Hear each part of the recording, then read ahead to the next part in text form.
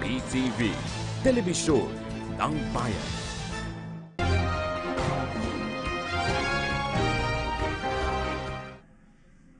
Nagpapatuloy ang ating special coverage kaugnay sa pagdinig ng Senado ukol sa immigration bribery scandal. Tunghayan natin ang mga huling kaganapan sa loob ng session hall. Help us. I think you have a preliminary position that you want to state here before you go. Do you still want to do that? No more, sir. No more. Thank Okay. you. Now, I would like to ask you, para maintindihan ng mga senador na natira dito, at maaari nandun sila sa taas, nanonood sa kanilang mga opisina, ginagawa po namin yan dito, lahat ng opisina ng senador ay may TV. Kung di wala sa session hall, nakikinig ho yan. At para sa mga nanonood sa ibang bansa at dito, sapagkat naka-live streaming ho tayo, gusto ko namin maintindihan kung paano itong laro na online gaming at saka Offshore. offshore gambling. So, Sir, ang pin-prepare po naming presentation ay yung sa offshore gaming. Actually po, pareho ng online gaming at offshore gaming. Pinangalanan naming offshore para ma-distinguish ho doon sa tinatawag nilang intranet gaming na nasa station. Iba ang ho yun. better nasa ibang bansa. Opo. Yun po, yung online at offshore. Pero ano mas malaki, offshore or online? Ay yung, sir, yung offshore. Kaya At gusto saka ko yung paliwanag online. niya. Sige. Napakalaking pera involved sa offshore gambling. Kaya gaming na napakaraming pumapasok dyan. Ilan na ho ang permit na binigay niyo dito? 35 po, sir. 35. Kung wala naman po kayo. Dahil marami talaga, maganda talaga ang pasok ng pera, lalo na sa China at ibang lugar. Di ba? Opo. Okay. Please explain. Ang in-charge po dito sa aming POGO license ay si Attorney Tria po. Siya yung mag-explain nung structure and then the structure of fees. Have you been sworn? Opo. Yes, sir. Okay. Yes, Attorney Mr. Prieto? Tria po. Tria. Yes, Attorney Tria. TRIA. TRIA po. Offshore gaming po is Do you basically... need an overhead? No, Your Honor. Because I also have a presentation mamaya. Okay. Titignan ko muna kung tama yung presentation nyo. So, ayusin nyo. Okay, Your Honor. Yeah.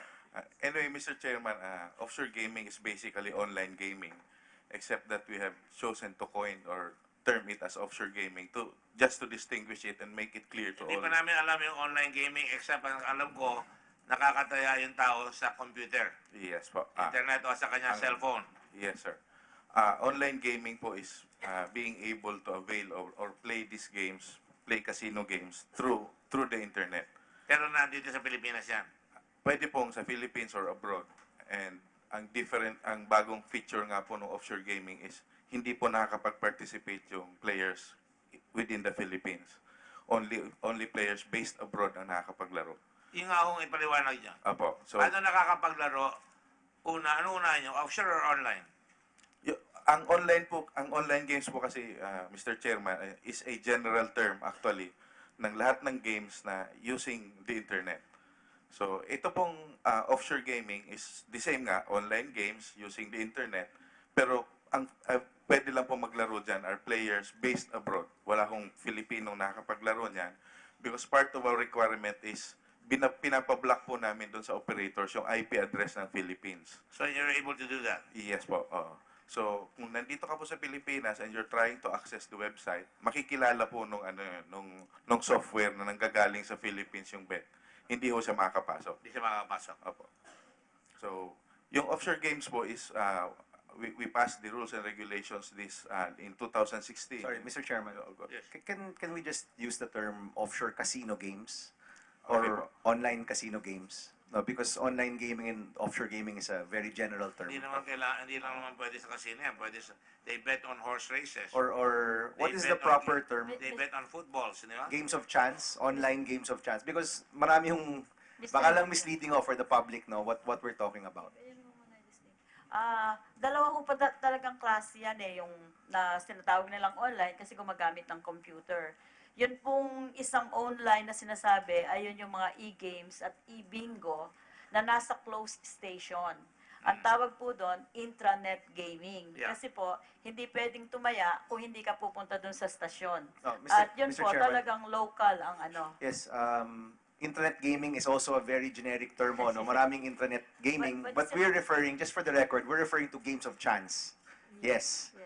Okay, just for the record, because marami yung Kaya. online gaming, internet gaming, LAN gaming, but we're referring to games of chance, no? Just for the record. Yes. Sige po. So, yun ho kasi minsan, pag sinasabing online, nagkakaroon ng a little bit of a confusion because there really are two kinds that are being played. The one online gaming which uses the computer is actually in a closed station and a closed system. You can only bet if you go to the e-bingo station or to the e-game station. You cannot bet outside. And the market of these are mostly locals. So when you... Meron kayo example niyan dito? Opo, pag nakita nyo ng e-bingo o e-games, Yan ba yung PhilWeb? Oho, yun. Iba po yung offshore o tinatawag naman nilang online gaming na ang tumataya galing sa labas at nandito ang operator. Yun po yung aming sinatawag na offshore gaming. Kaya po pinaghiwalay namin na offshore kasi ang market ay sa labas. Halimbawa Talagang sa China, foreign. merong isang hotel doon. Merong jacket operator doon sa hotel na yon. Iimbitahin niya lahat yung mga player doon. Tapos may nakikita naglalaro, tataya doon sa baccarat doon, papadala yung bet, at ang sasagot dito ay yung mga pinasok ni Jack lang doon sa Clark Field. Kaya trabahador yung mga yon, hindi player. Correct? Opo, opo. Kaya Sila ho tinatanong ko kanina taga-kuha. kay Mr. Morente, na yung mga hinuli nila, hindi mga player yon. Operator yon. Workers ho yun. Workers yon. Sila ang tumataya in behalf of the bettor in China. Is that correct? So nagkakaintindihan ho tayo, no? Nasa Macau sila, o nasa Hong Kong sila, o nasa Taiwan sila, may kwarto ron, may mga kaibigan yung si Mr. Akong, imbitahin niya lahat, yung mga ibang kasama niya doon, tataya doon. Tama ho? O yun, okay. Ang online gaming dito naman, pero pupunta ka sa isang parang casino na pang PhilWeb, parang pang makataya ka, hindi ka makakataya sa bahay mo. Yung sa offshore, makakataya ba sila sa bahay? Ang Pilipino po hindi. Ang diferensya lang nasa offshore yung online doon, yung online domestic. Opo. O yun. Ba't yung sinabi kanina pa? Go ahead. Actually, Mr. Chairman, pag sa offshore-based players po, tama po yung sinasabi nyo that they can play at the convenience of their own homes. Kasi internet na nga po ang ginagamit nila. Dito po sa offshore games. So, basically po, ang offshore games is the platforms. Let me clear that. So, Yes, sir. offshore, pwede sila maglaro sa bahay. Hindi sila kailangan pupunta sa casa. Yes, sir. Yes. They sa can do it casino at the lang. convenience of their own homes. So, sir. yun. Okay. So, basically po, ang offshore is all the games or the platform of the games are produced in the Philippines. Tapos ini-stream lang po natin abroad. So, ang nire-regulate po ni Pagcor RD, yung nagpo-produce ng games. Dito. Yes po. And Halimbawa, sino yung mga yan? for example po, we have the live studios. For example, yan po yung mga production studios na meron silang mga tables, may dealers, pero walang kalaro. Naka-video lang po yung dealer. Then, ini-stream po yan abroad. Then, the betting is handled by ito pong mga BPOs. Sila po yung tumatawag and they invite players to place bets. Nakita mo yung mukha ko, dahan-dahan akong tumawa. BPO. Yan ang Defense de la Sombrero eh. Yes po, opo. BPO kami. Hindi namin, di ba? Nakikita ko, gumagano si BPO kami, di ba? Opo. Ang ibig sabihin para kaming call center. Di ba? Yes, Mr. Chairman. Sige, go ahead. Actually po, the style was to fragment the operations para hindi mo mahanap yung lahat ng elements ng gambling in one place. Yan Correct. po yung naging practice nila. So, naglagay sila, hinati-hati po nila yan. They have these live studios. Nakahiwalay din po yung gaming platform providers. Hiwalay din yung IT support. Hiwalay din yung BPOs. So, under the POGO rules, sir, all these, itong apat na elements for all these service are now being called service providers and they all need to apply for accreditation with PAGCOR. Kung nandito sa Pilipinas. Yes po, only those located in the Philippines. Ang And tanong then, sa inyo, pwede Opo. ba ang Pilipino ang maging BPO operators? Pwede, Yes di po, ba? yes. Hindi naman kailangan Chinese, di ba? No. Kaya lang ito, ginagamit nila Chinese. Yes, because most of the players are Mandarin speaking, Your Honor. Well, it doesn't matter. Like I said, you can get a Mandarin speaker na Pilipino, pero yung maglalaro Pilipino. Yung mga aktor, Yung dealers po, kung sa Dealer, tables di ba? po, dealers. Yes, Filipinos po. Okay, go ahead. Okay, and we also have a category where we issue licenses to operators na pwede pong offshore-based or Philippine-based operators. Pero lahat po sila, kung offshore-based, nire-require sila magkaroon ng local agent para lang po magkaroon tayo ng jurisdiction to impose the taxes. And LAM is what? LAM is what? Sa amin po, wala siyang license, pero if you look at him po doon sa context ng offshore gaming or online gaming as operated by the other jurisdictions po, operator po si Mr. Lam. Operator siya offshore or Offshore po. Offshore. Offshore. Din. Offshore. so yung casino niya ang sinacharge mas mababa sa iba. Lumipat siya ngayon sa mas malawak na offshore. It appears po na ganun. Aside from being involved in casino games na land-based, nag-open din po siya ng offshore-based na Magkano niya sinatax doon sa offshore ngayon? wala po kaming na-i-charge sa kanya kasi hindi naman po siya nag-apply ng license with Pagcor. Pero pwede niyo siyang huliin kung nagagawa siya noon, di ba? Pwede pong ipa-operate siya. Pero hindi niyo siya hinuli this time. Hinuli niyo siya for migration violation and for illegal gambling. Kanyang online na under po ang kanyang license doon sa other jurisdictions. Online. Opo. So, yung hindi siya home naging sa amin offshore. kasi sa kanya, casino lang po talaga. So, lugi pa rin tayo kaya sa kanya, casino lang ang kanyang lisensya, pero dapat ang lisensya niya offshore. Kumuha ho yata siya ng lisensya ng offshore Sa doon SESA. sa ibang jurisdiction. Opo. Sa SESA. Opo. At ang totoo niyan, ang tax niyo sa offshore, sa lisensya, ay umaabot ng $50,000 for application fee. Dito po sa Pagcorp offshore gaming, yun ang 50,000 processing fee. Sino mag-a-apply nun? Yun pong gusto mag-operate. Si Jack Lam.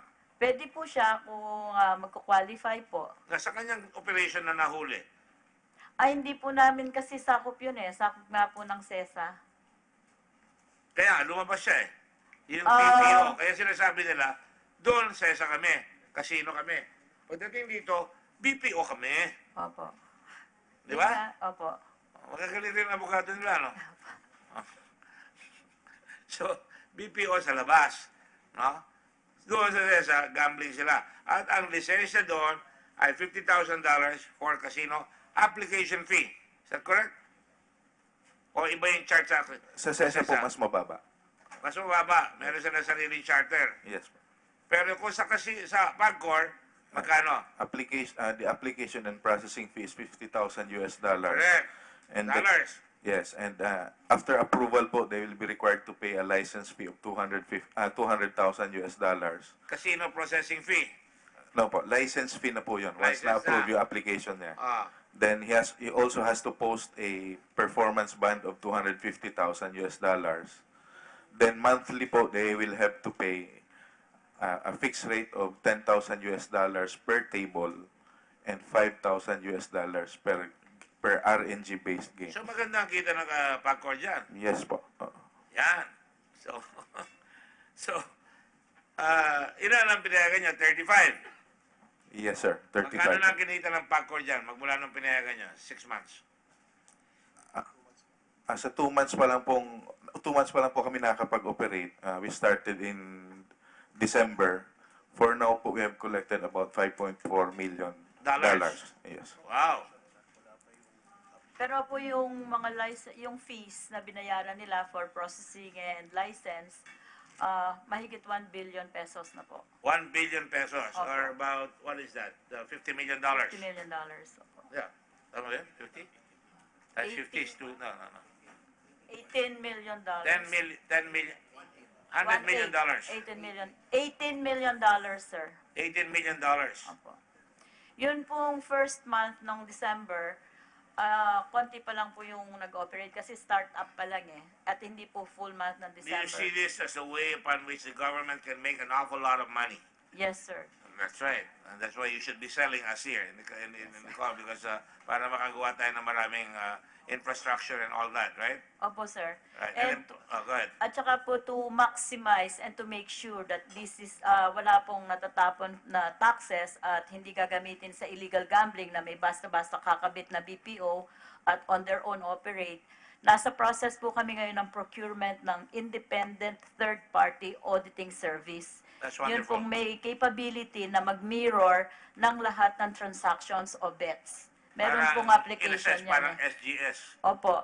Parang SGS. Opo. Na So- tigabantay kung tama yung pumapasok na tax sa customs or parang tama yung timpla ng langis Opo. o ito tama ang binabayad sa Pilipinas dito mga gaming operations. Opo, nito. kasi meron po kaming monitoring group na talagang real-time monitoring 24/7. Kaya lang po dahil mga computers, mas effective po kung makuha namin yung mirroring application na available naman po sa industry. Siyempre, magkakatalo yan.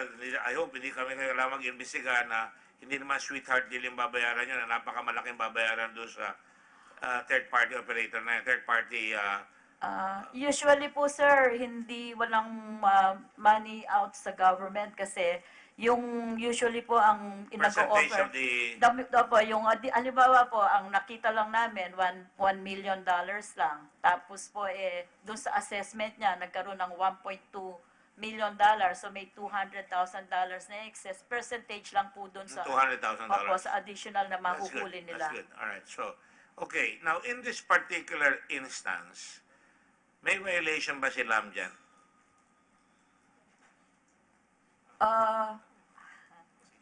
Ang position po namin meron, kaya po sinerve namin siya ng revocation ng license at settlement ng mga benefits Revocation na ng nakuha. casino license? Opo, ng casino ng Fontana. Are you recommending violation of his license in CESA? Hindi po namin kasi pwedeng pakialaman yun eh. No, Yun sa Fontana. pwede kayo mag-recommend. Pag-aaralan po namin. Kasi mahirap po maraming kaaway, sir. Alam niyo kung minsan dito sa bansa natin, pag ginagawa niyo ang tama, madidimanda kayo, di ba? Mas masama naman pag gagawa kayo ng mali dahil may kulong yun. Mabuti na gumawa kayo ng tama kaysa magkamali pa kayo ng mas masama. Kung tama naman, hindi naman kayo dapat matakot kung tama ang ginagawa niyo, di ba? Kaya ayokong sasabihin niyo dito, matatakot na yung mga matitinong tao pumasok sa gobyerno.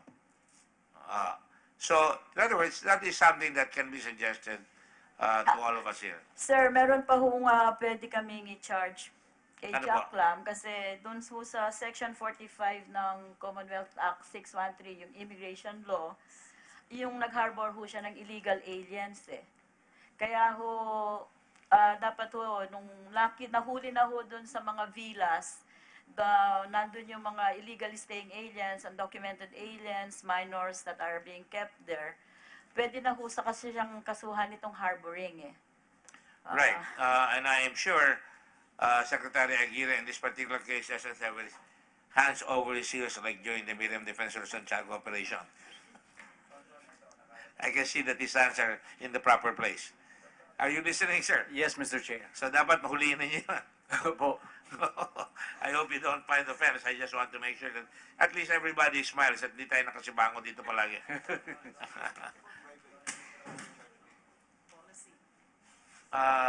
Yes. Okay. I just have a quick question from Bam. I would like ladies first, pero nauna siya. Mabilis rin tayo. Go ahead. Have we charged Jack Lam with corruption of public officials? Mr. Chair, there is yet no charges against Jack Lam, but so far as the DOJ is concerned, but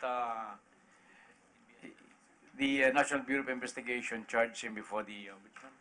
All right. So, Attorney Giran, for the record, meron na po bang kaso si Jack Lam regarding bribery or corruption of public officials? Let me refer to the record, Your Honor.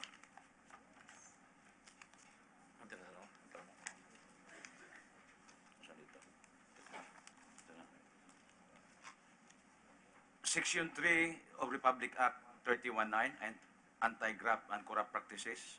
One. Another one is Presidential Decree number 46, making it punishable for public officials and employees to receive, and for private persons to give gifts on any occasion. Charge Jack Lam that? One of those being charged is Dr. Yen Lok Lam, also known as Jack Lam, sir. Under the context. Yeah, so, that's my question. So you charge him that? Yes, sir, before the office of the Ombudsman. Yes, sir. Sino yung charge yung binribe niya? Under the context of conspiracy. Come again, sir, come again. Di ba may briber at saka bribee? Yeah. Wrong English yun, ha? Yung tumatanggap at saka yung nagbibigay. Bibigay po. Sino? Kasama po sila si Attorney Robles and Attorney Can we be clear lang, Attorney Gran? Sino ho yung charge nila? Sino yung charge in that? Sinasabi niya si Consi. Yes, so the two attorneys here, who else? Sila lang? General Wenceslao Wally Asarcon Sombero Jr. Ano ang charge yung kay Wally Sombero? Together po. Together po. Na siya nagbigay ng pera dito sa dalawa. Opo. Sino pa ho? At saka si General Charles Doral Bacalima Jr. po. Under the principle of conspiracy po. So you're saying that there is a conspiracy that occurred here. Opo, sir. Conspiracy between whom? Among Listas or the Brads? Among themselves, sir. Huh? Among themselves. All four of them were involved with the same conspiracy? Sir. Okay, I hope you prepare your case well.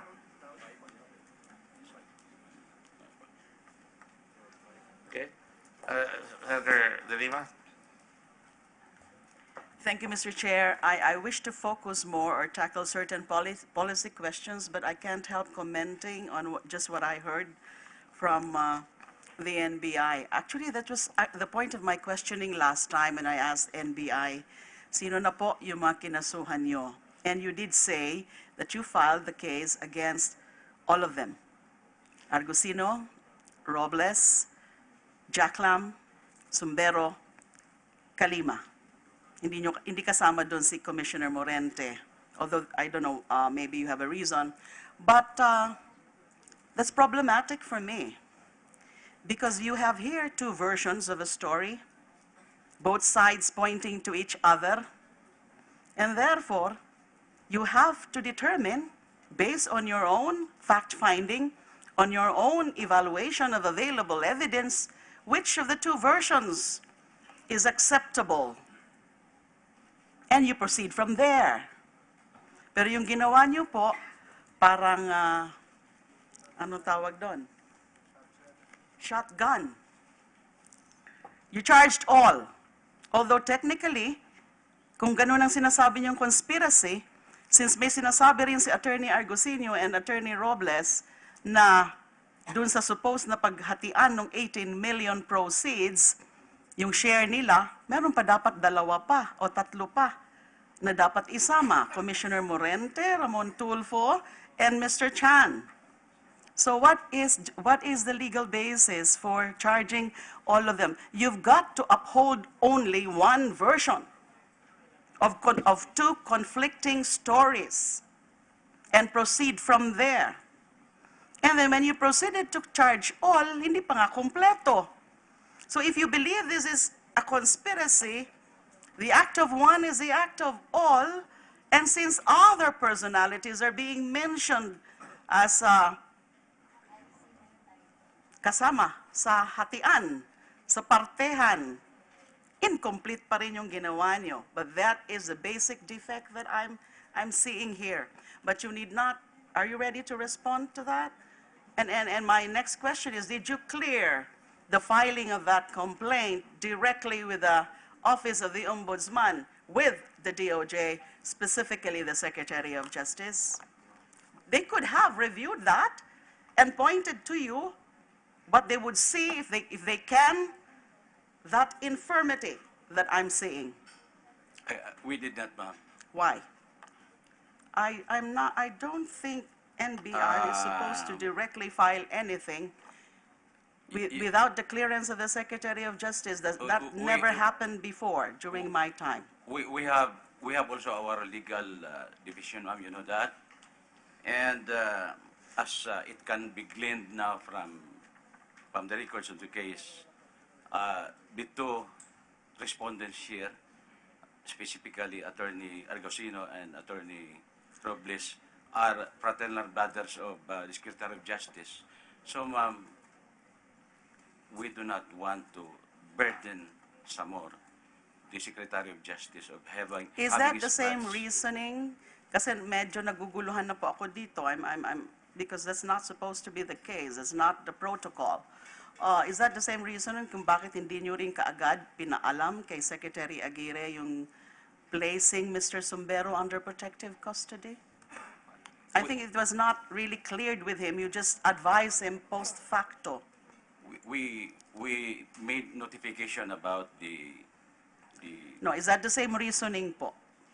Na iniwasan yung humingi ng clearance from Secretary Aguirre because his fraternity brothers are involved. with respect to Mr. Sombrero, ma'am, a case like this or situation like this is not normal in the bureau. So we have to seek the approval or the clearance. I think a lot is no longer normal in the Bureau. Come again, ma'am. I'm Just a sorry, side ma'am. comment from I'm sorry. me. It's all right, ma'am. Thank you. I understand, ma'am. So with respect to this case, ma'am, this is not an ordinary matter every day. So we have to clear it with the Yan Department na of nga po Justice. kasi yun na, nakikita ko mukhang may depekto ho yung pag-file nyo kung sino yung mga dapat kinasuhan nyo. So And- probably if this went through the Office of the Secretary of Justice, because in the first place that is really the mandate of the Department of Justice was as to which cases to be filed and which cases are not to be filed, who are to be filed, who are not to be who will be charged, who are not to be charged. That's essentially the prosecutorial function. Although diniretso nga ninyo sa ombudsman. Can I explain on that, ma'am? Ngayon na naman kasi ito klaro, ma'am, because of this committee hearing. Before, hindi masyadong klaro because, Alin po ang hindi klaro? kung ano talaga nangyayari lahat, ma'am. Unlike dito po, this is a blue by blue, what we call this, relation of facts of what happened.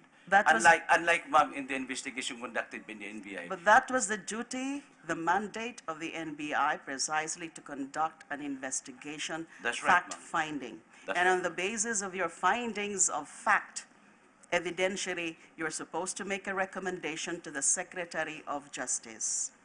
I said it already. So if earlier, that was ma'am. your action, if that was your, yes, that you're going to file it directly with the ombudsman, then Yes, at ma'am. least clearance from the Secretary of Justice. So you did not do that. Well, we inform, ma'am, the Secretary of Justice about Okay, the action. as I was saying, I wanted to focus on policy issues or policy questions, although isang factual lang po. Kanina po, nung tinanong po pareho si Chair Domingo and si Secretary Aguirre about yung sinasabing meron ding attempt or some offer kay Chair Domingo, magkaiba ho ata yung sagot nyo. Secretary Aguirre said that you got it, the information, you got it from Chair Domingo, Chairman Domingo, di ho ba? Nakausap nyo daw po. But we heard earlier, Chair Domingo, there's no such thing, the supposed offer from Jack Lam or the camp of Jack Lam. So sino po ang nagsasabi ng tama ho dito? Sa akin ho, wala hong offer kasi hindi po ako nakikipag-meeting ng hindi ko kasama yung team ko. At kung may sasabi pa na sasabihin kung sakaling may offer, lagi ko sinasabi, ilagay mo in writing, i-discuss natin. Yes, but Secretary Aguirre said, we all heard it, that he got it from you. Baka ho, we were, Nakausap po kayo. So, it might just be a casual conversation, but I don't okay, remember. that's clear. The denial of Chair Domingo, I don't. to me, is clear. That she said no such thing. There was a similar offer to her from the camp of Jack Lam. But Secretary Aguirre po, so saan po nanggaling yon? I might have misunderstood the chairperson, but that's what my notion after I talked to her, that Is always a serious charge. I recalled that Secretary Aguirre, it's a serious allegation whenever you say that someone committed a crime or someone attempted to commit a crime, someone attempted to bribe. It's supposed to be serious allegation. I take So, it, yun I'm lang sorry, ba I'm sorry, talaga Your ang Honor. style nyo? I take it very seriously, but that's my impression when I talked to her, that When was this that- po? May we I- know, when did you talk to each other? And you're attributing that particular impression of yours that there was a similar offer to Chair Domingo, but I could- which she denies. I could no longer recall the date. So hindi naman po siguro yun dun sa birthday party ni Attorney Fred Lim, the president of PAGCOR. I suppose, Chair Domingo, you were not there? We were there, a lot Oh, of you were PAGCOR there. Yes, because he's an officer So and we're friends. could it so- be on that same occasion? That's November 27 evening. That No. was already the day after the meeting of Secretary Aguirre No, with Jack Lam. no, Mr. Chair. I believe that we talked before the September 27 of November, before on the birthday of Mr. Attorney Fred Lim. But I might How- have so I it might could have not- misunderstood. Secretary, I salamat might po. have misunderstood her when she said that yan nga ang sinasabi sa akin na 1%. Tapos sinabi sa akin ni chairperson na wag mo nang isabihin yung 1% na yan. You just pay the correct taxes. Secretary Aguirre, so you said that it could not have been, to your recollection, hindi po during that same occasion, the birthday of Attorney Fred Lim, the president of PAGCOR. Although Chair Domingo just said that she was also present there.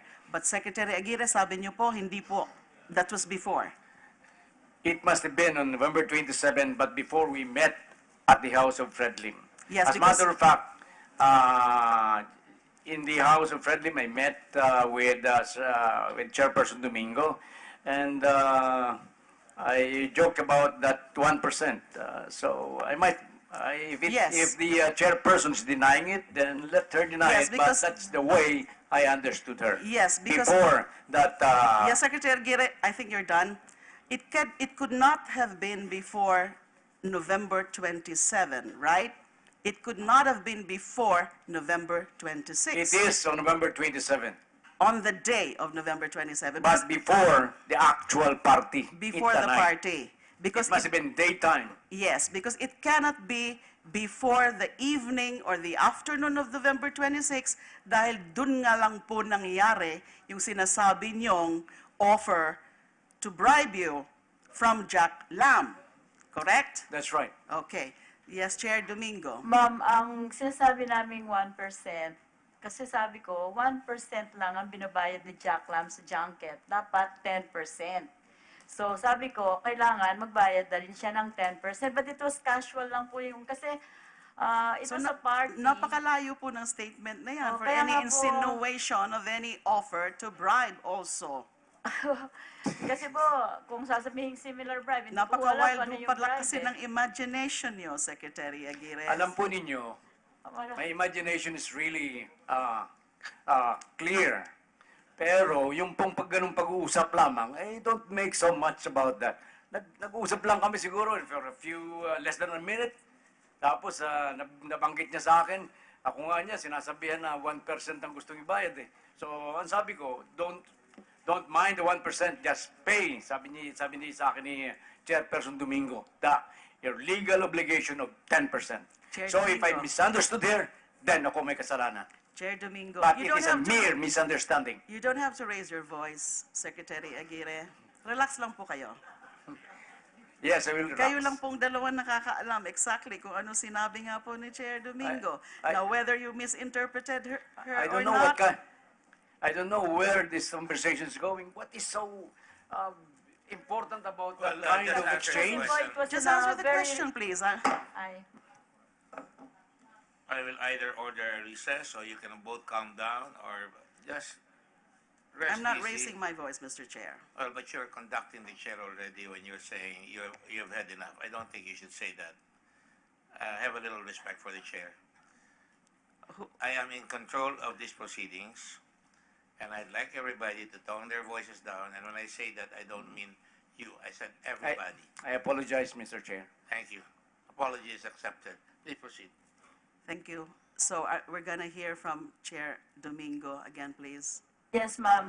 It was a very, there were so many people. It was a very casual thing. And I was just saying na, for me, I will insist, hindi 1% ang babayad, dapat magbabayad siya ng 10%. Ganun lang po yung ano. So, pwede po talagang hindi kami masyado nagkaintindihan dahil puno po talagang tao eh. And then, in passing lang ho, so, I'm sorry that I have to, but that is what I know, that yung 1% na yon nanggaling po na 1% lang talagang binabayad ni Jack Lam at nag-i-insist po kami na 10% ang ibayad niya. Chair Domingo, I take your word for it. Thank you po. And it's what you call, it's res ipsa loquitur. Exactly what you said. Salamat. Res ipsa loquitur. So going now to the policy questions that I was supposed to ask. Tungkol naman po dun sa issue ng the license being secured under CESA. Hindi ko po alam if any of you, whether it's Secretary Aguirre or Chair Domingo or even the BI, na may opinion na po ako dyan eh. Although the opinion, the request for legal opinion for me, and this was sought by the late Secretary Jez Robredo in 2011. I received a letter from him asking for my legal opinion on, quote, whether or not the franchise granted by the Cagayan Economic Zone Authority, CESA, for the operation of High Alay Fronton in the Cagayan Freeport authorizes a franchisee to establish or operate High Alay online betting gaming stations outside the Freeport. So this may not be about really online gaming, more of online High Alay, the off-fronton High Alay. Clear po yung naging opinion ko dyan, at ang sinabi ko po, hindi po sakop yan. May I just quote? After discussing the license of CESA, the license of PAGCOR, etc., and the applicable law, Republic Act 954, ang aking pong opinion dito, the mere fact of being a grantee of a legislative franchise to operate or maintain a fronton does not exempt said grantee from being penalized under the second offense. Yung second offense po kasi yung operator of a fronton who is a grantee of High Alay legislative franchise, the offering taking of bets on any pelota game or event outside the place, enclosure, or fronton where the Basque pelota game is held by a person, operator, or maintainer of a fronton with a legislative franchise. Section 5 of RA 954 only allows a High Alay legislative franchisee to take bets within the fronton enclosure, but likewise penalizes him if he takes bets outside of the fronton where the High Alay game is conducted. So dun po sa dispositive portion ko po, after explaining all of this, in my opinion, addressed to the late Secretary Jesse Robredo, ang sabi ko po, number 1, CESA is authorized to license and grant a High Alay franchise to Meridian in accordance with the final and executory October 30, 2009 decision of the RTC of Apari, but so authorize Meridian to operate off-fronton betting/gaming stations only if it is allowed by law in accordance with CESA's own February 2, 2009 certification issued to Meridian. And number 2, however, since no law allows the operation of off-fronton betting stations, as in fact they are prohibited and criminalized under Section 5 of RA 954, Meridian can only set up its high-alay betting/gaming stations within the premises of the place, enclosure, or fronton where the Basque Pelota game is held, that is, inside its high-alay fronton located within the Cagayan Freeport Zone and nowhere else outside said fronton, in accordance with the terms and conditions of its CESA license as it was upheld in the cases of Meridian versus CESA and CESA versus Meridian. Tungkol ho yun sa off-fronton high-alay. But this is very material because we're talking here about the CESA license na doon kinukuha even if the operation is outside the territorial jurisdiction of CESA. Unfortunately, dinala po kami sa husgado. Kinasuhan po kami ni Secretary Jez Robredo. Inakyat po kami sa Court of Appeals in a case Meridian Vista Gaming Corporation versus Honorable Laila M. De Lima and Jez Robredo. Nakakuha po sila ng TRO, nakakuha ng injunction. I don't know what is the exact status now of that case. I'm pointing this out po para tingnan uli ng DOJ if they would still affirm or they would be rejecting that opinion of mine, because this might be material relevant to this issue. Bakit ho nag-ooperate ngayon si Jack Lam? At sinasabi, wala sa inyong kinuha, you are insisting that it's covered, but as I said earlier, meron ding debate dyan sa coverage ng PAGCOR, or dahil nga yung sinasabi, narinig ko si Attorney Raymond Fortun, binanggit din ho ni ng chairman ho natin, na ang claim nila dahil sakop sila ng CESA. So paki-review lang po itong opinion ko pong ito. Let me correct that impression. I was quoting Attorney Fortun as having said that the problem is that hindi na, yun ang inabutan ng kontrata, and he doesn't mention CESA. He's talking about the loss leader that governments often give prospective investors who are prima para, first time, so that it will include, so that they can get more investors in. He wasn't referring to CESA. I was the one who referred to CESA. Sabi ko, CESA grants the license, but the BPO is being handled in Clark, which is something that we should explore in terms of violation. All right? Which we can tell Clark, huwag kayong pumayag pagka yan ay involved in gambling. That's why I was telling PAGCOR should make representations with Clark or with CESA na hindi kayo papayag, CESA ka lang. Huwag kang pupunta sa Subic, huwag kang pupunta sa Clark, huwag kang pupunta sa Pasay or wherever you go. Okay? I stand corrected, Mr. Chair, and I think I read somewhere quoting Attorney Raymond Fortun that he also mentioned something about that. They got their authority from CESA. And that's why I'm constrained to... But not in the context that I said. Opo. So I'm constrained to bring out this opinion of mine. Next point po, also on the policy side of things, nabanggit po pa ulit-ulit kanina na ang mga nagkaso dun sa mga ilang mga natira na mga Chinese nationals is the DOJ Cybercrime Office.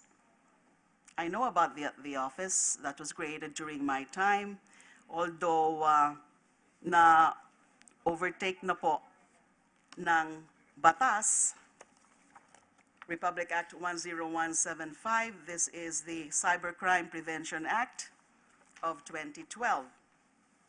Pinaglaban ho namin ito noon na dapat medyo malaki-laki ang role ng Office of Cybercrime ng DOJ in the anti-cybercrime efforts of the government.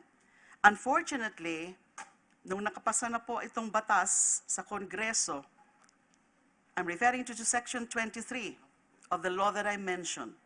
It says, there is hereby created an Office of Cybercrime within the DOJ, designated as a central authority in all matters related to international mutual assistance and extradition. Wala hong grant of other powers like investigative powers, except that it is mentioned that that particular office, Office of Cybercrime of DOJ, would be part of the interagency body called Cybercrime Investigation and Coordinating Center, CICC, under the administrative supervision of the Office of the President. So CICC po ngayon, yung overall coordinating body on anti-cybercrime efforts or initiatives of government.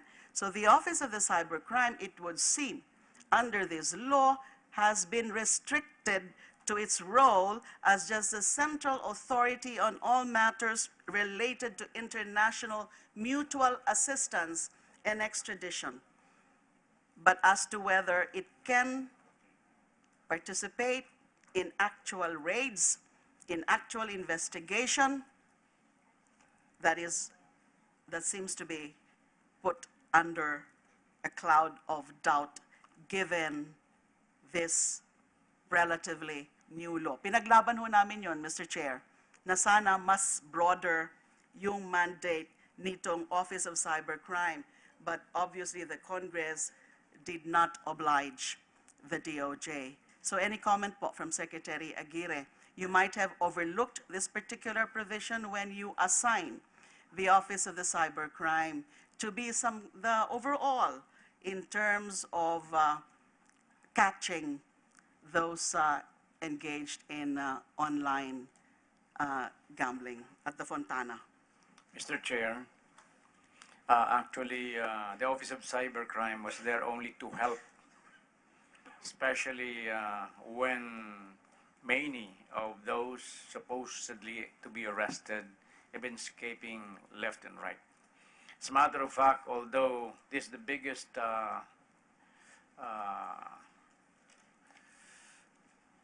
raid with 1,316, we believe that around 800 of them escaped.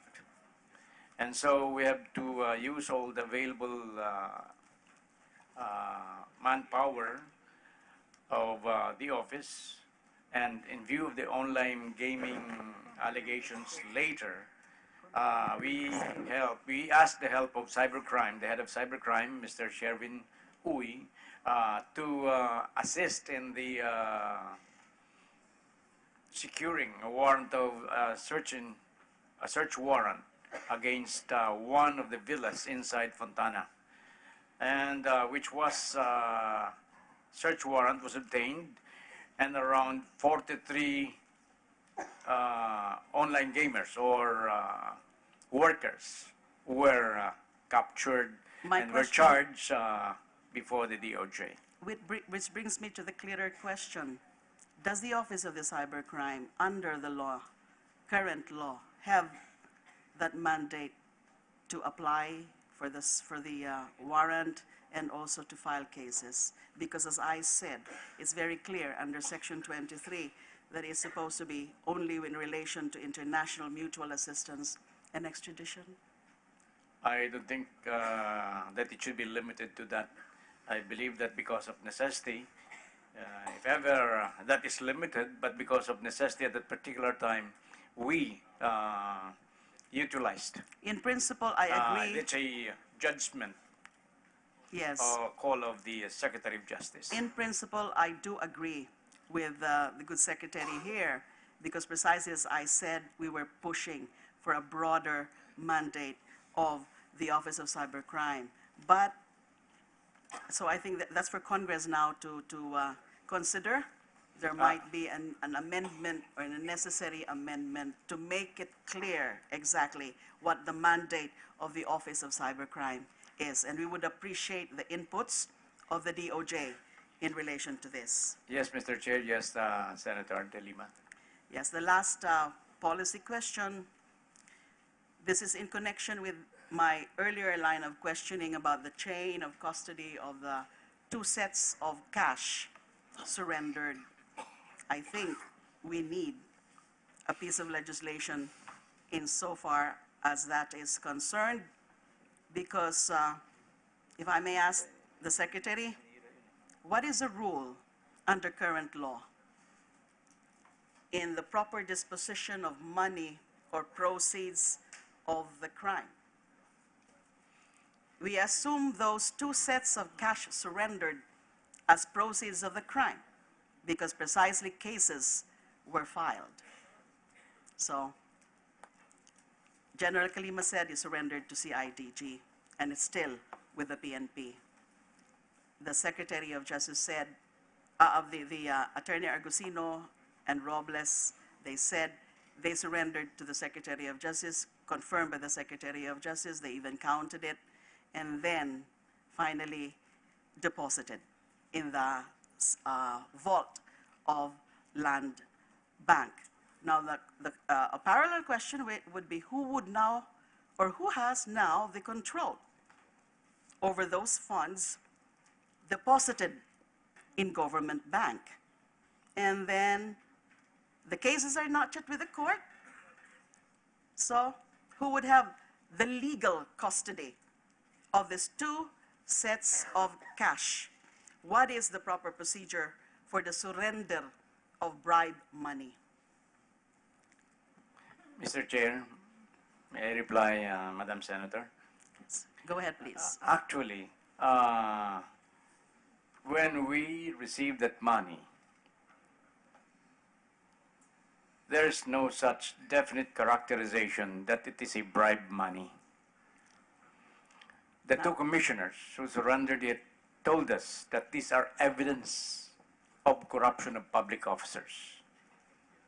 So when we receive it, we counted it, and we were very careful after counting it in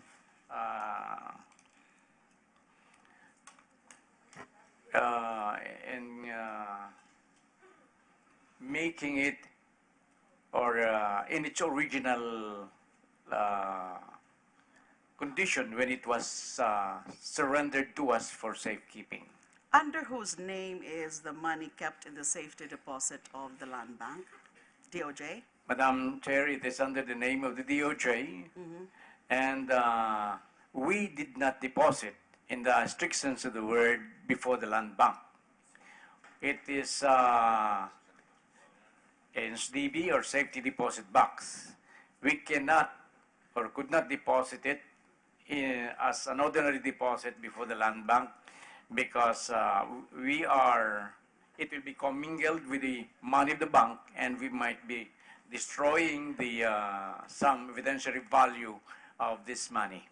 So noon pong tinurn over sa inyo, as you said, wala pa naman hong indication that there could be a possible commission of an offense here or there is bribery here or corruption of public officials because at that time you actually took the word of the 2 associate commissioners that these are supposed to be evidence, future evidence of the highest form of corruption. Now that all of these are coming out, now that they filed cases against each other, now that the NBI has filed its own case with the DOJ, what is now the true characterization of those 2 sets of cash? Can we now consider them as proceeds of crime or a possible crime, and therefore what should be the proper procedure in the custody of those 2 sets of cash? Your Honor, first I would like to correct the good senator that the cases filed by the NBI was filed before the DOJ. No, with the it is filed before the Ombudsman. Yes, yes. I'm sorry if I mentioned that. Yes. And then may I go to one particular procedure that you mentioned a while ago, that why the NBI complaint did not pass the DOJ. Well, the practical reason was stated by the NBA Director Dante Giran, but I would like to take exception to the fact that it is normal procedure, or it's the ordinary procedure that all cases of the NBI passes through the NBI and needs our approval before the DOJ and needs the Secretary of Justice approval. It does not. Actually, only a very small percentage goes to the Secretary of Justice, and the NBI has been filing cases left and right directly to the courts or directly to the prosecution's office without passing through the office of the Secretary of Justice. It is not, that is the normal practice, and it is more or less not the normal practice that it should go first to the DOJ for approval. I'm referring particularly to cases of import, to cases of public interest, imbued with public interest, high-profile cases, etc. Yes, I can agree with you there, Secretary, that probably not all the cases that are being filed by the NBI need to be cleared with you. Although during my time, I can very well say that a good number of the cases being filed by NBI would be cleared with me, especially high-profile cases imbued with public interest. And I think there's hardly any debate that this kind of a case is a high-profile case. So there's got to be another reason. No, actually, I disagree with your assessment, Madam Senator. The case of Marcos for the killing of the Alvera Leyte Mayor Espinosa. It was filed directly by the NBI. With the DOJ. With the DOJ, but it did not pass through this representation for Again. approval. Many high-profile cases, for example, the cases filed by VACC, by the former directors of the NBI, La Sala and Esmeralda, by the NBI, did not pass through me. They filed it directly with the Department of Justice. Yes, Secretary. So these are high-profile cases, but it did not pass through me. Thank you for those factual information. That is precisely my point, Mr. Secretary, that I could not imagine myself during my stint that cases like that, or I cannot imagine situations where cases like that, these are supposed to be high-profile cases being monitored, especially by media, and then they do not pass through the Secretary of Justice. That was not the existing policy during my time. Your Honor, actually, with or without the media, we are going to do the right thing. I believe that we did the right thing in filing those cases without passing through the Secretary of Justice. The only issue here is on the clearance, the need for clearance with or by the Secretary of Justice. So I find it a little interesting that the policy has changed. High-profile cases, particularly the filing thereof, both to be cleared with the Office of the Secretary of Justice. Mr. Chair, I could not recall or I do not know of any ruling or procedure which says that all NBI cases must pass through the Secretary of Justice. There's no such thing. And if the Honorable Senator was doing that during his incumbency as Secretary of Justice, I'm sorry to say that we are not following that in my administration. All right. I would like to terminate this case for the day anyway, but we still have the BIR, and I still have some questions with immigration. First of all, I'd like the Immigration Commissioner to bring this agent, what is his name, who let Sombrero go? What is his name? The supervisor is... I'm not talking about the supervisor. I'm talking about the person who allowed him to go, as well as the supervisor. We'll include them both. Jean Grace Subia, Your Honor. Who is that? He is the immigration officer at the counter, but there is a supervisor also.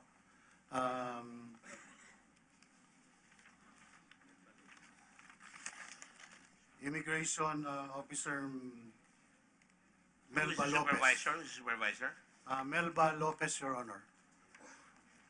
And who is Red Martinez? Marinas. Red Marinas is the chief of the Port Operations Division. So we want to get Red Marinas, Melba Lopez, and that person who allowed him. What's his name? The one at the counter? Jean Grace Subia, Your Honor. Jean Grace Subia. Subia. Well, we could really shorten the proceedings. Is Marinas here? He is, Your Honor. Where is he? Can you please proceed here, Mr. Marinas?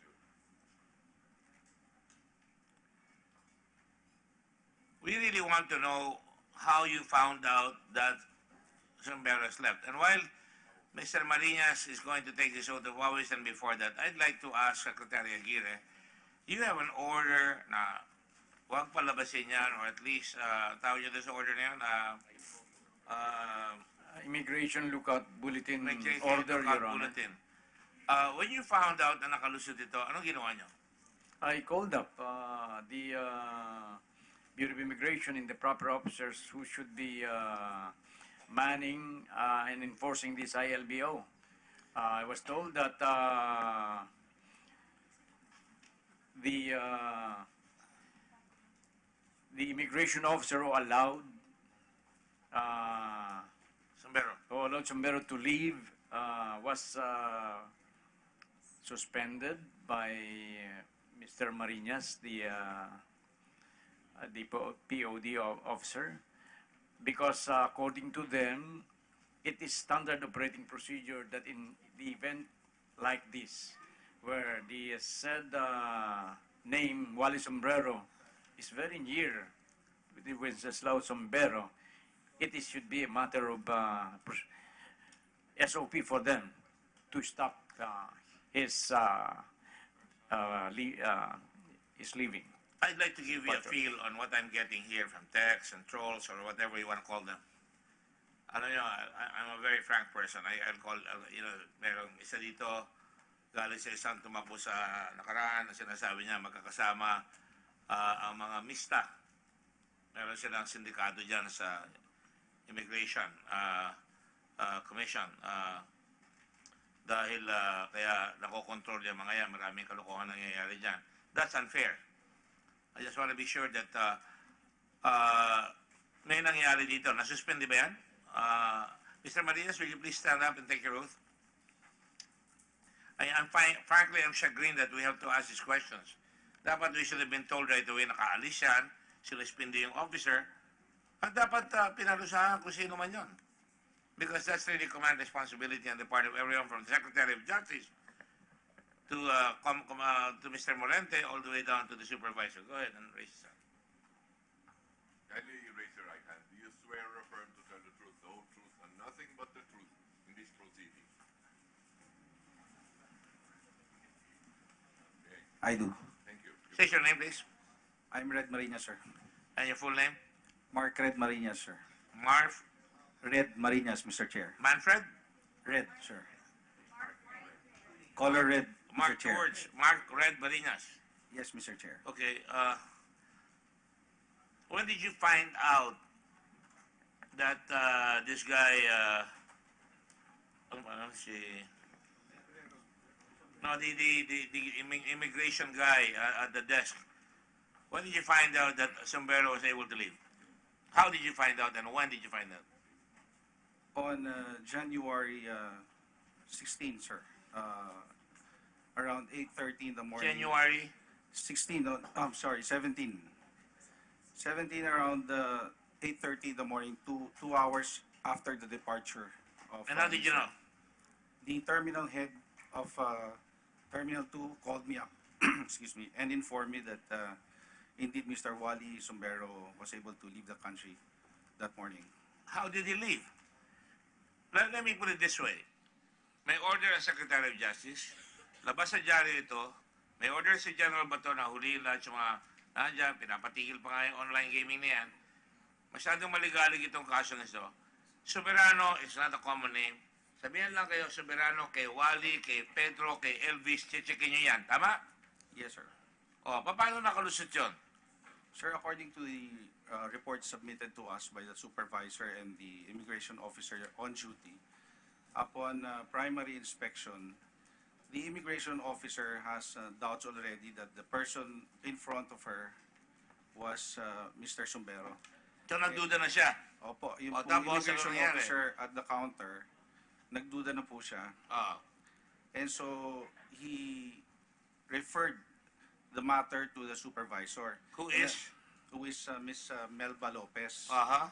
And as a policy, when an immigration officer at the counter refers the matter to the supervisor assumes the responsibility on the decision-making. And so when they verified the name, the passport in the system, the name of Mr. Sumbero did not hit in our database because the the details on the ILBO was only Wally Sumbero, but not the full name Wenceslao Sumbero. And then basing it on the details given to us, the supervisor decided to allow the subject to leave the country. And what is your judgment about that? It was reported to me, sir, by the supervisor. Yes, I know. What is your judgment about that? I think the guy who first accosted him, na nagduda, was doing his job, correct? Yes, sir. He did his job. And then Melba Lopez intervened. And he said, ibang pangalan. Do you think she did her job? She made some lapses on the conduct of... No. My question is, did she do her job? Yes, sir. She did her job. She did Pinalabas niya. She made her interview, sir, and her own inspection, but based on our investigation, there were lapses during the conduct. What are the lapses? You know, these excuses called lapses. You know, that's unmitigated diarrhea. Anong lapse? Pangalan Sumbero eh. How many people do you know? This is the first time I ever encountered the name Sumbero. It's not even if sombrero, check-upin ko yung koko yun. Alamin ko kung ito yan. Anong lapse ni Melba Lopez? Sir, she mentioned... Jean Grace Subig did her job. Don't you think so, Commissioner? Nag-report siya, may sombrero rito. Yes, Your Pareho Honor. ito. Tinawag si Melba Lopez. Nag-judgment call si Melba Lopez na hindi yan dahil nakalagay. Hindi Wally, ngunit Wenceslao. At on that basis, pinalabas na, she should be fired.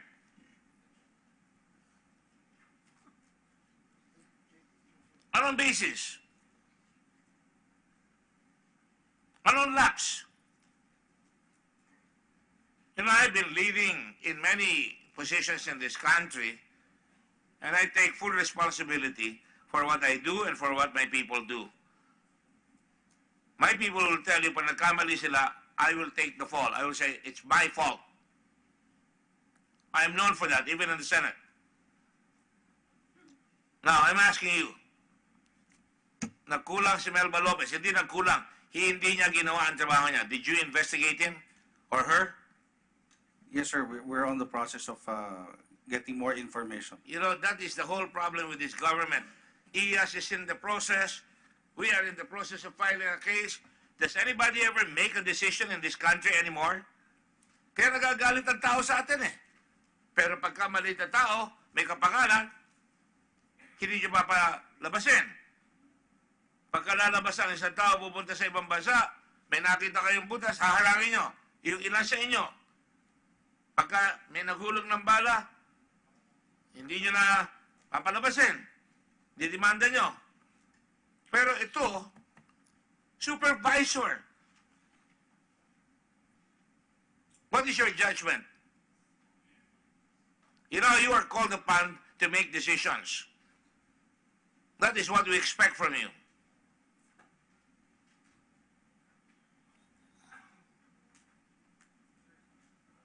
Did you think you can, this is a cakewalk? There's an order from the Secretary of Justice? I'm going back to the Secretary of Justice. Sasabihin ko sa kanya, you are equally guilty. Hindi ka sinusunod. Is that what you want? Hindi ka sinusunod, Mr. Morente. May order ka. Ano ba kayo? Di ba kayo nagbabasa ng dyaryo? Di nanonood ng TV? Di kayo nakikinig sa radyo? Di kayo nagbabasa? Laki-laki nitong kasong ito, papalabasin niyo yan.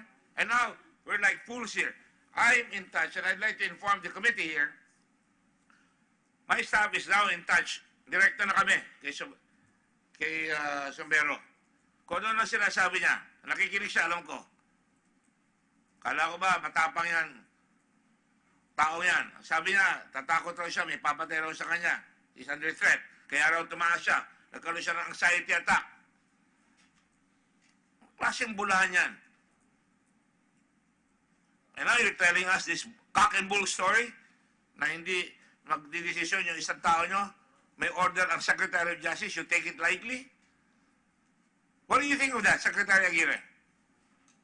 Are you being taken lightly there? Sorry, Mr. Chair, I was really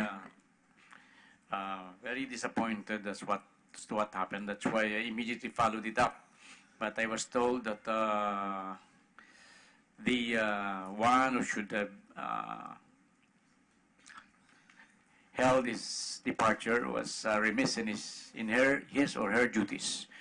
So I am looking How forward long to has this Melba Lopez punishment. been there?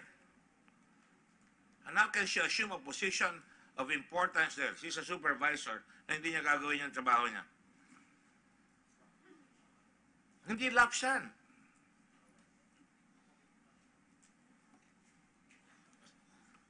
Sir, she's been there for around 20 years now, sir. 20 years. Ano yan? Nakausap ba yan?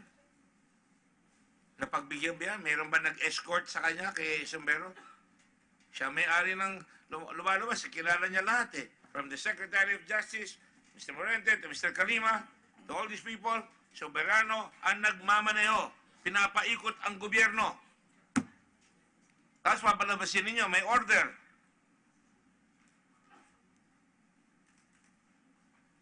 It's called grave misconduct practically.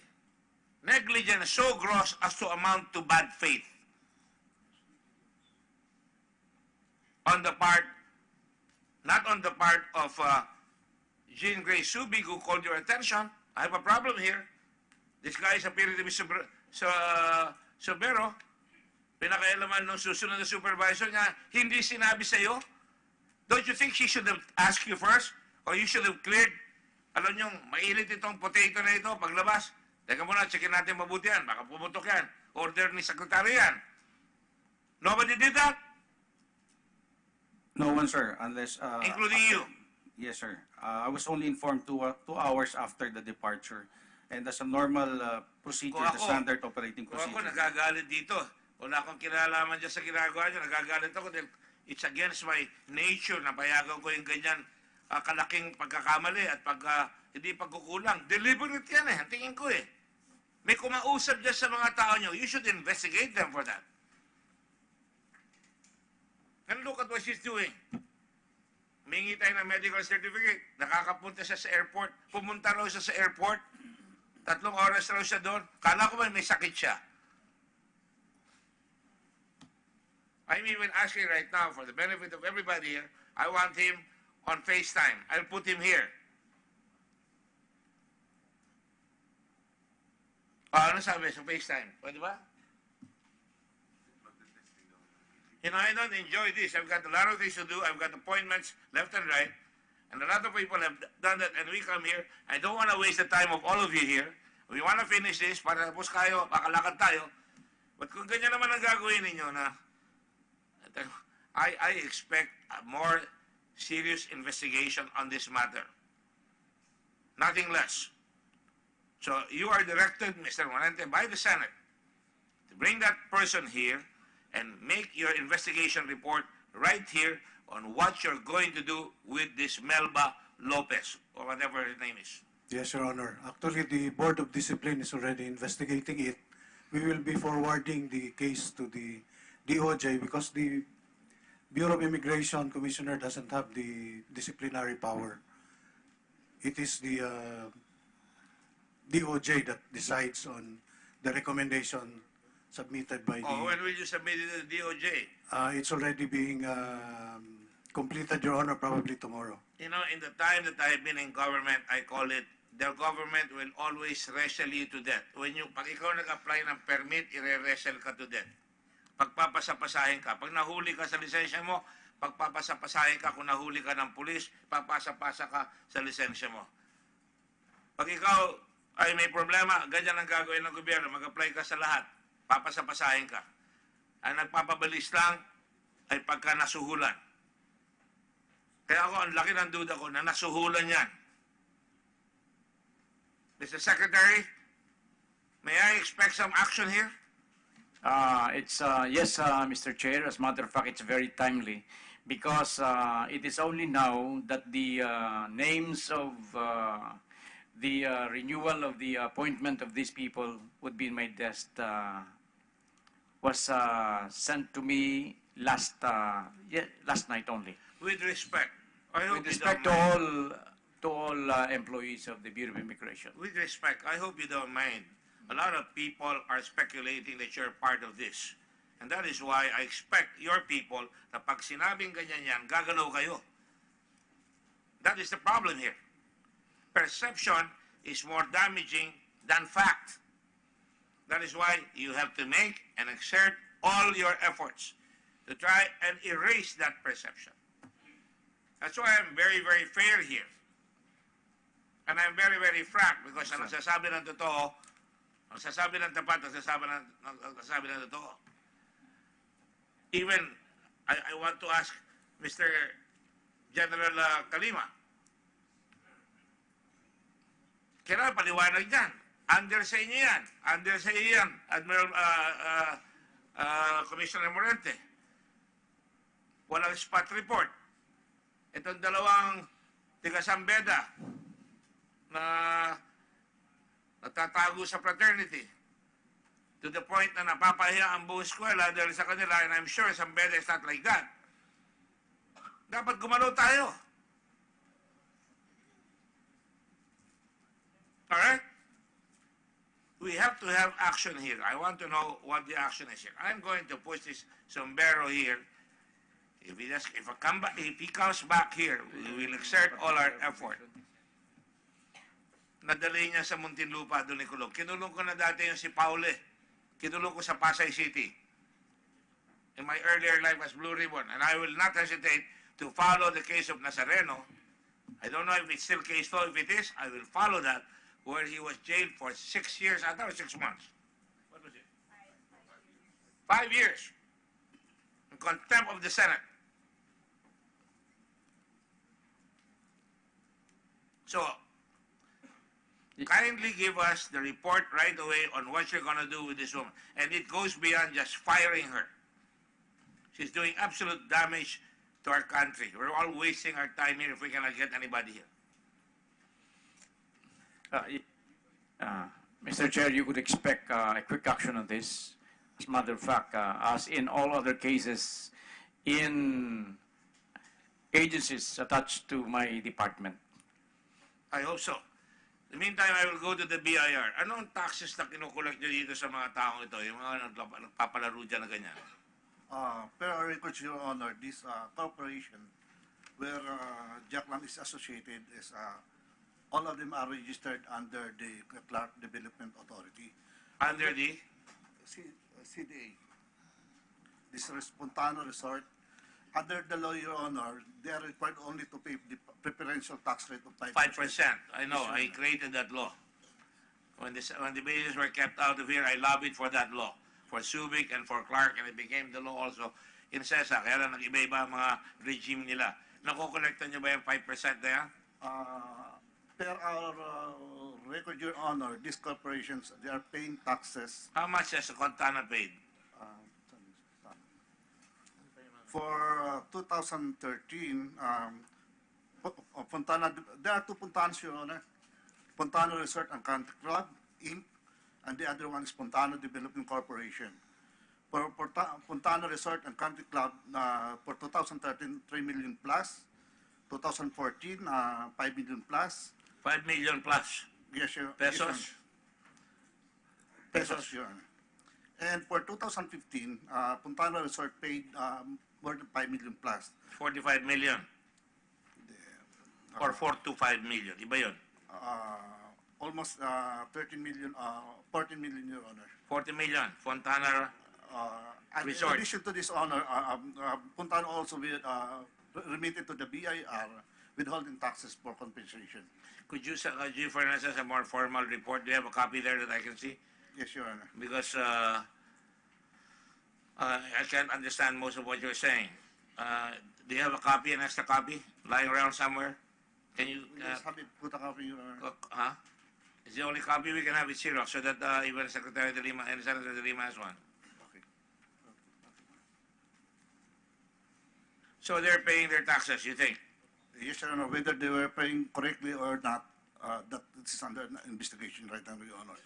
Because in line with the instruction of the President, our beloved Commissioner has issued already a directive directing our regional director of Pampanga to conduct an immediate investigation on these corporations, Your Honor.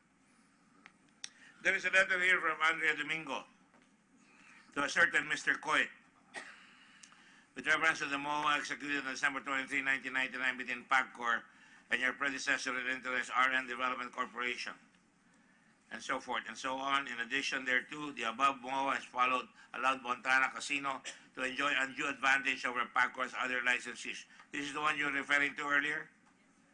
Well, you cannot do anything about that because that's the law. There was a contract, right? Yes, sir, but I think in the provisions of the contract, we can revoke that contract. It's provided for in the... In accordance with the provisions Yes, of the sir. contract. Yes, sir.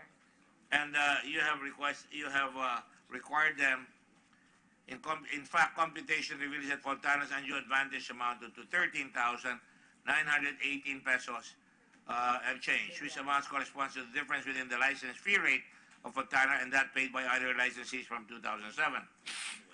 The computation is the third series for your immediate reference. So you're pursuing them here.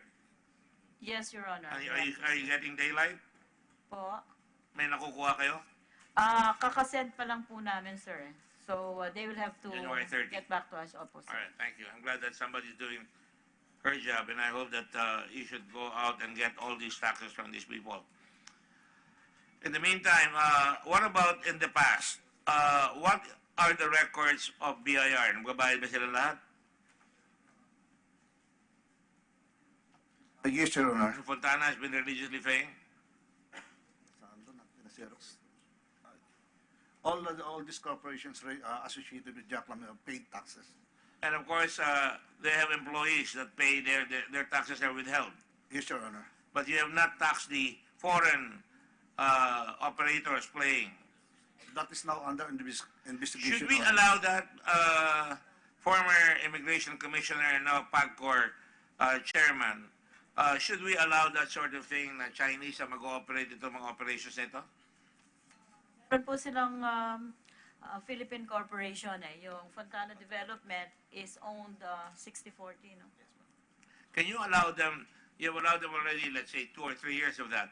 Can you make sure that in 1 year they can teach enough Chinese so that they can, enough people to teach Chinese so that only Filipinos will learn Chinese, so that at least we get more people learning Chinese and get, people who will be employed in that area. For that matter, any other offshore or online gaming. Pwede yan?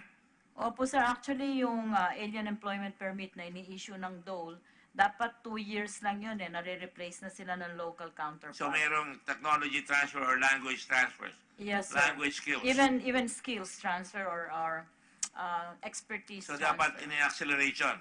Opo, sir. Good. So we don't have to amend any law on that matter? Pong measures, yung implementation po siguro kailangan. But in the past, how long have they been doing this? Actually po, I don't know how nag-proliferate yung ganun kadaming aliens na nag-work sa isang place na na-issuehan. Kahit, ang nag-issue po ata kasi nung sa, doon sa online gaming po. Sa Fontana Casino po, puro Pilipino ang nandun. Doon po sa online, nandun yung 1,300 na aliens. Ang pagkakaintindi po namin, nakakuha po siya ng mga alien employment permits from different, meron ho sa SBMA, meron sa CDA, meron sa CESA. Pero ho, Hindi, pero kung lumilipad sila doon, that's already a red flag na bawal yun. hindi po dapat kasi. Kasi Correct. kung saan lang in-issue yung visa, doon lang siya talaga pwede. Dapat, may violation na yan eh. Opo, lalo na po yung mga high-risk nationals na May tinatawag. violation sa immigration yon. Tama ba yan? Opo, sir. Commissioner Morente, pag lumabas yung nakatrabaho doon sa Subic or sa Clark, huliin nyo na yan kung nagtatrabaho sa ibang lugar, di ba? Yes, Your Honor. Meron na ba kayo nahuling ganon? Uh, Wala pa. wala pa, sir, sa time ko. Sa dati, may nahuli na kayo. Yung mga nakaraan, yung na pumeso sa inyo dati. I can't speak for their time. Your Well, Honor. I think you better help us in the committee to find out how long this has been going on. The next committee meeting, I appreciate a report from you na sabihin nyo ilan ang pumapasok sa mga yan at anong violations na nagaganap, nakakalabas sila, na dapat natin palitan yung batas o dalang higpitan yung batas. At dapat, hindi ko naman dapat kailangan tanggalin lahat sa mga yan, pero kung nakakatulong sa tao sa Pilipinas yan, tuloy natin. Pero kung nagwa-violate sila, dapat ma-correct natin kagad yan. At dapat masabihan yung mga administrator ng CESA o ng Clark na hindi nila dapat ginagawa yan. Wala namang galit sa Subic dyan eh. Ewan ko yung sinasabi nyo sa SBMA.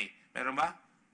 Yatang nakapag-issue ng work permit. Dati Oo. po kasi yung ginagawa noon pa, kaya lang matagal na po yun, nung ako 2003. Pag po ganyan yung mga aliens po na high-risk nationals pati, paglabas po nila ng area kung saan sila binigyan ng visa, katulad ng Clark, at saka Subic lang po noon, escorted po yan ng Correct. legal officer. Correct. Hanggang sa bumalik sila, at meron lang po silang day pass kung pupunta pa We sila sa drafted the Manila. rules on that with World Bank and the Bureau of Immigration in 1992. It was painstakingly done, including cargo. Kaya dapat walang smuggling, walang human smuggling.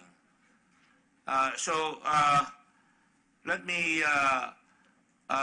again reiterate the order of this committee that this Melba Lopez we brought here, that we have the promise of both the Secretary of Justice and the Commissioner of Immigration, Morente, that they are going to prosecute and, in fact, give us severe disciplinary sanctions on this person. I will even recommend, if necessary, that I don't know if we can revoke his passport. I'm gonna check on that. Na ma-revoke ang passport ni nitong si Sombrero para mawalan ng sombrero ng Pilipino yan at umuwi dito. What do you think, sir? Secretary of Justice, should we revoke his passport? I'm inclined to, and I will ask the Department of Foreign Please do not Affairs. incline because you might fall down. I want to say yes or no. Yes, sir. Yes, sir. Thank you. And we will do so. We will recommend to the DFA the revocation of his passport unless he comes down within a certain amount of time. He cannot be sick forever. And if he was able to get out of this country under these very questionable circumstances, he should be able to come back. And so we will order the revocation of his passport.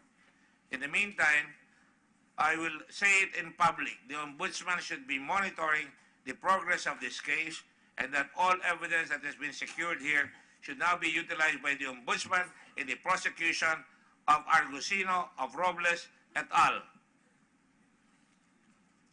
Let the Ombudsman be on notice of that.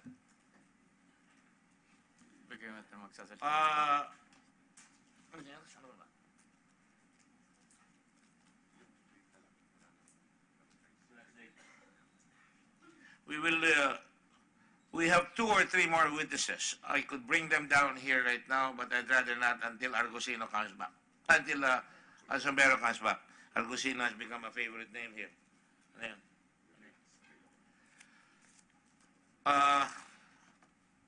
I don't think we will need everybody here except immigration at the next hearing. And the Secretary of Justice should inform us properly on what has been done about this matter of the escape of this individual. But I will again have to ask the Secretary to come back here para matapos na natin ito. I'd like to finish this by next one, especially if Sombrero is here. In the meantime, insofar as the police is concerned, Then an order was issued by General Bato to arrest Lam. And I'm going to ask the NBI and the police, in view of all these things that have been going on, that you consider bringing them in so we can file the necessary charges against them. Is that possible? Do you think there is enough ground to do that? Sir? Thank you. Because the microphone cannot recommend the nodding of the head. Yes, sir. Thank you, sir. I think that General Bato's bite should be worse than his bark. If you understand me. Yes, sir. Yes, sir. Pag may sinabi si General Bato, dapat gawin niya. Yes, sir. Yes, sir. And no push-ups. And no transfer to another jurisdiction, if I may insert a few comments of mine. I don't think punishment is done by transferring somebody to another jurisdiction. Palusot lang yan. Anyway, to make a long story short, we have the following dates here available. On a Thursday, February 16, we will call this hearing again. And the BIR, if they have any more information, please refer that to us. We will call General Kalima next time. Sino pa? In the meantime, we will suspend the hearing with the invitation for all of you to come, and we will try to make it a shorter hearing next time. That's why I wanted to extend it para matapos na today. But obviously we cannot. Wala pa si Sombero. So dapat magalit kayo kay Sombero. Alright, in the meantime, this session is suspended with my thanks. And if I raise my voice, it is not in anger again, but in passion. And as an appeal to all those to do their job religiously well. When we raise our anger here, when we raise our voice here, it means that there is a lot of frustration.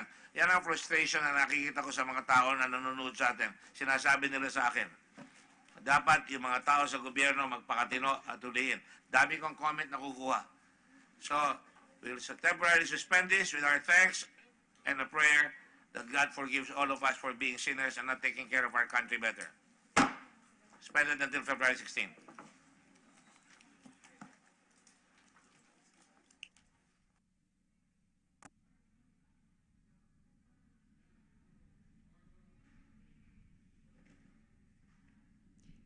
Inyo pong natunghayan ang ating special coverage ng ikatlong pagdinig ng Senado ukol sa di umano'y tangkang panunuhol sa ilang mga dating opisyal ng Bureau of Immigration.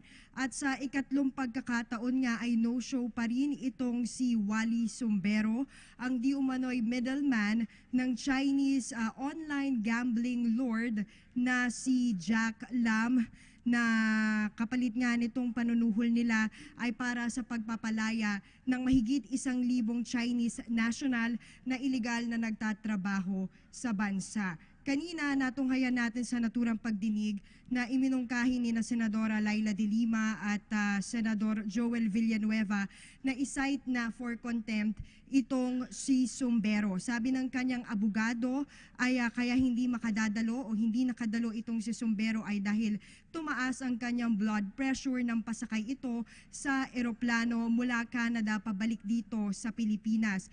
Pero tila hindi naniniwala ang dalawang mambabatas. Ngunit ayon kay Senator Richard Gordon, ang namuno dito sa pagdinig at hepe ng Senate Blue Ribbon Committee ay mainam na magsumite muna ng medical certificate itong si Sumbero para malaman nila kung totoo nga ba ang sinasabi nito.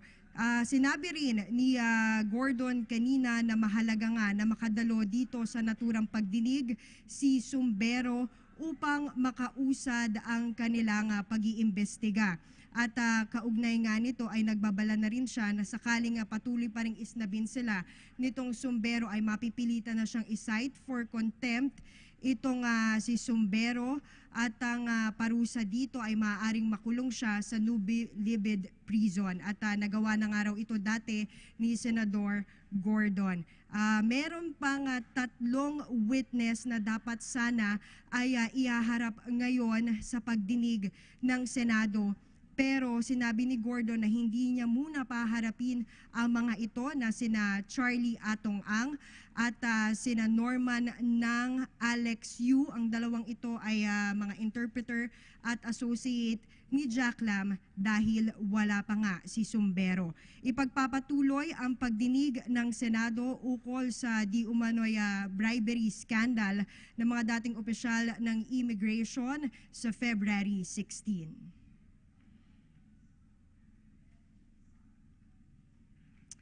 At gaya nga ng sinabi natin ay itong pagdinig ng Senado ay ipagpapatuloy sa February 16 at inaasahan na dadalo na nga itong si Wally Sumbero at kung hindi ay tuloy na nga ang cite for contempt at maaari po siyang makulong sa New Bilibid Prison. Kanina sa pagdinig ay naungkat din muli itong kung bakit nga tinanggap ni na dating Immigration Associate Commissioner Al Argusino at Michael Robles ang 50 milyong piso mula kay Wally Sumbero na magkita sila sa isang hotel casino sa Parañaque City. At iginiit ni Argusino na kaya nga niya tinanggap yon ay para gamitin bilang isang ebidensya sa ikinakasa nilang investigasyon laban kay Lam. Ngunit sa mga senador, mukhang hindi ito kapani-paniwala, lalo na nung ipinakita ni Senadora Laila de Lima ang mga larawan ng i-turnover ng dalawa ang 50 o 30 milyong piso ng 50 milyong piso sa Department of Justice nitong Desyembre. At nakita nga doon na nakarap na yon sa mga BDO wrapper. At yun yung mga bagay na dapat ding masagot pagdating ni Sumbero. At yan muna ang ating update mula rito sa Senado. Ako si Ria Fernandez para sa PTV.